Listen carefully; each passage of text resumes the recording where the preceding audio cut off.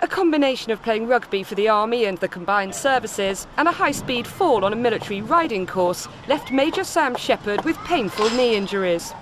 After an MRI scan at Headley Court, she found herself referred to King Edward VII's Sister Agnes for hydrotherapy. She's one of 42 Forces patients so far to benefit from a 2-year partnership between the hospital and the MOD.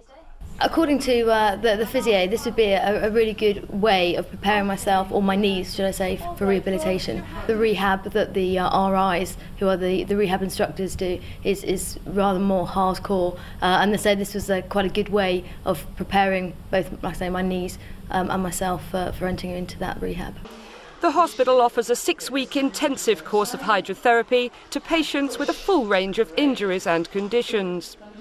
The patients are referred by the primary care rehabilitation facility at Wellington Barracks, and time spent here can make later treatment at defence facilities far more effective. There is a huge burden on the services at the moment, and we often get people that would have been going to Headley Court for rehabilitation but have actually come to us first. But we can actually bridge a nice gap that they're referred to us from the PRCF with quite acute conditions. They may not be ready for full rehab just yet, and hydrotherapy is a perfect setting to bridge that gap between really acute, just having maybe had surgery or having had an injury. It's a very safe environment to start exercising in, that they can then progress onto Headley Court or something more active rehab.